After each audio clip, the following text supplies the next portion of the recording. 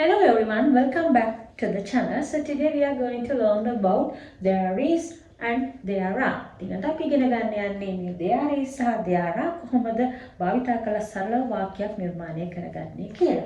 right. අපි there is සහ there are භාවිතයට ගන්නේ සිංහලෙන් අර්ථ දක්වුවොත් අපි කිසියම් දෙයක් හෝ පුද්ගලයෙක් ඉන්නවා හෝ තියෙනවා කියන උනම අපි මේ there is සහ there are භාවිතයට ගන්න පුළුවන්. right. අපි කිසියම් කෙනෙක් හෝ පුද්ගලෙක් එක්කෙනෙක් ඉන්නවා හරි තියෙනවා හරි කියන්න ඕන වෙලාවට අපි ගන්න there is ඒ වගේම එකට වැඩි පිරිසක් ඉන්නවා හෝ තියෙනවා කියන වලට අපි භාවිතයට ගන්න there are කියන වර්ඩ් භාවිතා ගන්නවා. එතකොට අපි බලමු වාක්‍ය වලට කොහොමද මේ යොදාගන්නේ කියලා. right. The first sentence is there is a cat on the bed. There is a cat on the bed. එතකොට පූසෙක් ඇඳ උඩ ඉන්නවා. එතකොට මෙතන බලන්න වාක්‍ය රටාව ගොඩනගෙන විදිය අපි ඉන්නවා කියන්න අපි there is ගත්තයි. මේ there is අපි ගත්තේ a cat එක පූසෙක් ඉන්න නිසා අපි මෙතන මේ is කියන be verb එකත් සමග there කියන word එකත් ගත්තද there is a cat on the bed. on the bed කියන්නේ and උඩ ඉන්නවා. right. එතකොට there is a park near my house. there is a park near my house. එන්න මගේ ගේ ළඟ park එකක් තියෙනවා. right. එතකොට මෙතනත් එක park එකක් නිසා අපි there is කියන භාවිතයට ගත්තා. near my house මගේ ගෙදර ළඟ. right. next one, there is someone at the door. there is someone at the door. කියන්නේ දොර ළඟ කවුද ඉන්නවද? එක් පුද්ගලයෙක් ඉන්න නිසා අපි there is කියන දේ ගත්තා. there is someone කවුදෝ කෙනෙක්. there is someone at the door දොර ළඟ at the door. right. මේ තියෙන්නේ there is අපි භාවිතයට ගත්තේ එක දෙයක් හෝ එක පුද්ගලයෙක් ඉන්නවා හරි තියෙනවා හරි කියන්න ඕන නම් අපි බලමු එකට වඩා පිරිසක් හෝ එකට වඩා දේවල් තියෙනවා නම් අපි කොහොමද there are භාවිතයට ගන්නෙ කියලා. right. there are many trees in the garden. there are many trees in the garden. ගෙවක් තේ ගස් ගොඩක් තියෙනවා. එතකොට ගොඩක් වීම නිසා අපි මෙතන there are කියන words දෙක භාවිතයට ගත්තා. කියන්නේ ආ කියන be verb එක භාවිතයට ගත්තා plural නිසා there are many trees. many trees ගස් ගොඩක් in the garden එකේ. එතකොට there are many trees in the garden. right. next one, there are many children in the playground. there are many children in the playground. ඒ කියන්නේ පිටේ ගොඩක් ළමයි ඉන්නවා. එතකොට there are plural many children ගොඩක් ළමයි in the playground. සෙල්ලම් පිටේ ගොඩක් ළමයි ඉන්නවා. right. එතන මේ ආකාරයෙන් තමයි අපි කිසියම් දෙයක් ඉන්නවා හෝ තියෙනවා කියන දාගන්නේ.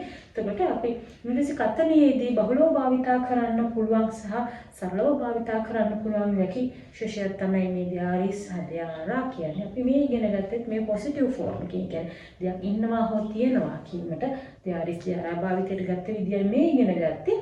අපි ඊළඟට බලමු negative formation එකේදී දෙයක් නැහැ කියලා කියන්නේ කොහොමද මේ වාක්‍ය රටාව භාවිතයට ගන්නේ කියලා. okay, දැන් අපි බලමු there is සහ there are භාවිතා කරලා negative formation එකෙන් කොහොමද වාක්‍යයක් නිර්මාණය කරගන්නේ කියලා. එතකොට මෙතන වැදගත්ම දේ තමයි නැහැ කියන දේ අර්ථ දක්වන්න අපි මෙතනදී අතට ගන්න ඕනි not කියන word එක. කියන්නේ not කියන පදය මේක ඇතුළත් කරගන්න ඕනි. එතකොට අපි මේ not කියන word එක භාවිතා කරන්නේ be verb එකත් සමග. එතකොට එක දෙයක් නැහැ කියලා කියන්න අපිට භාවිතයට ගන්න වෙනවා there is not. there is not. එක් දෙයක් නැහැ කියන්නේ there is not. එතකොට මේ there is not කියන එක contraction formation එකේදී කියන්නේ short form කරලා අපි කියනවනේ there isn't. there isn't. right. එතකොට දේවල් කීපයක් එහෙම නැත්නම් පුද්ගලයන් කිහිපයක් නැහැ කියලා කියන්නේ අපි භාවිතයට ගන්නවා there are not. there are not. එතකොට අපි මේ contraction formation එකේදී නැත්නම් short formation එකේදී අපි ලියුවොත් there aren't. there aren't. there isn't.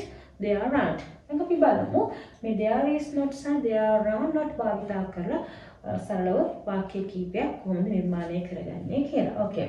the first sentence is පළවෙනි වාක්‍යය තමයි there isn't a fan in the room. there isn't a fan in the room. මගේ කාමරේ ෆෑන් එකක් නැහැ. මගේ කාමරේ ෆෑන් එකක් නැහැ. එතකොට මෙතන a fan එක ෆෑන් එකක් ගැන කියන්නේ. එතකොට අපි භාවිතයට ගන්න is not කියන එක නැහැ කියන්න නම් is not. එතකොට there isn't a fan in the room. in the room. right. ඊළඟ වාක්‍යය තමයි there isn't a pen in my bag. There isn't a pen in my bag. මගේ බෑග් එකේ එක පෑනක්වත් නැහැ. මගේ බෑග් එකේ එක පෑනක්වත් නැහැ. A pen එක පෑනක් නැහැ කියද්දි is not කියලා අපි භාවිතයට ගන්න ඕනේ. right. මේ තියෙන්නේ එක් දෙයක් හෝ එක් පුද්ගලයෙක් නැහැ කියීමේදී අපි කොහොමද වාක්‍ය රටාවක් නිර්මාණය කරගන්නේ කියලා අපි බලමු. එහි බහුවචන ස්වරූපය කොහොමද වාක්‍ය වලට අතුලත් කරගන්නේ කියලා. ඒකට අපි ඉගෙන ගත්තා බහුවචන ස්වරූපයෙන් ලියද්දී අපි භාවිතයට ගන්න ඕනේ ආ කියන be verb එක නැහැ කියද්දී අපි not කියන එක භාවිතයට ගන්න ඕනේ. එතකොට are not, aren't, වෙනවා. right. There aren't any chairs in the garden.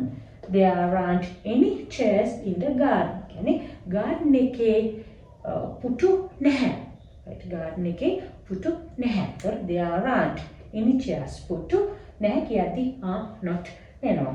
ඊළඟට there aren't any eggs in the fridge. There aren't any eggs in the fridge. කියන්නේ fridge එකේ ශීතකරණයේ බිත්තර නැහැ. එතකොට eggs, any eggs are not වෙනවා. right. මෙන්න මේ ආකාරයෙන් තමයි there is සහ there are භාවිතා කරන negative formation එකේදී වාක්‍ය නිර්මාණය කරගන්නේ.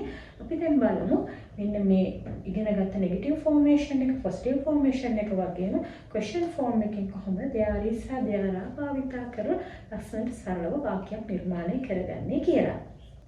right. දැන් අපි බලමු there is සහ there are භාවිතා කරලා කොහොමද question formation එකෙන් වාක්‍ය නිර්මාණය කරගන්නේ කියලා. එතකොට මෙතනක් තියෙන විශේෂත්වය තමයි question formation එක. කියන්නේ ප්‍රශ්නයක් විදිහට වාක්‍යයක් නිර්මාණය කිරීමේදී අපි මෙතනත් කරන්නේ be verb එක ඉදිරියට ගන්නවා. be verb එක වාක්‍යයේ මුලට ගන්නවා. එතකොට there is කියන එකේදී කියන්නේ එක දෙයක් තියෙනවද නැද්ද කියලා අහද්දී අපිට පුළුවන් is there භාවිතයට ගන්න. is there එක දෙයක් තියෙනවද නැද්ද කියලා ප්‍රශ්න කරද්දී is there. එතකොට ගොඩක් දේවල් තියෙනවද නැද්ද එහෙනම් ගොඩක් පුද්ගලයෝ ඉන්නවද නැද්ද කියලා අහන්න අපිට ගන්න පුළුවන් are there කියන වචන දෙක එකතු කරලා ගන්න පුළුවන්. right. අපි දැන් බලමු question formation එකෙන් සරල වාක්‍ය කීපයක් නිර්මාණය කරගන්නේ කොහොමද කියලා. right. පළවෙනි වාක්‍යය තමයි is there a hospital near here? Is there a hospital near here? කියන්නේ මේ අවට රෝහලක් තියෙනවද? එතකොට මෙතනත් අපි එක රෝහලක් වීම නිසා අපි is කියන be verb එකත් සමග there කියන එක භාවිතයට ගත්තා. එතකොට is there a hospital near here? Is there a hospital near here? Next one, is there a problem? ප්‍රශ්නයක් තියෙනවද? Is there a problem? right.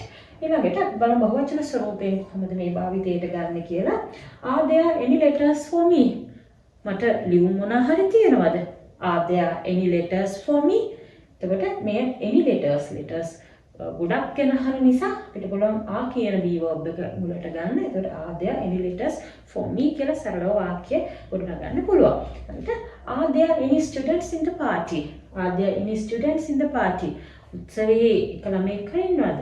උත්සවයේ ළමයි සිටිනවද කියලා අහන්න පුළුවන්. කියන්නේ කීප දෙනෙක් ඉන්නවද කියලා අහන්න පුළුවන්. එතකොට ළමයි කීප දෙනෙක් වීම නිසා අපිට ආ කියන be verb එක සමග දෙයා භාවිතයට ගන්න පුළුවන්. මෙන්න මේ ආකාරයෙන් තමයි question form එක, negative formation එක සහ positive formation එකෙන් there is සහ there are භාවිතයට අරගෙන ඉන්නවා, තියෙනවා, ඉන්නවද, තියෙනවද කියලා සරල ආකාරයෙන් වාක්‍ය ගොඩනගා ගන්න. ඉතින් මේ ආකාරයෙන් තමන්ගේම ස්ව වාක්‍ය නිර්මාණය කරලා දැනුම තව වැඩි කරගන්න. ඒ වගේම මත් සමග දිගටම එකතු වෙන්න කියලා ආරාධනා කරනවා.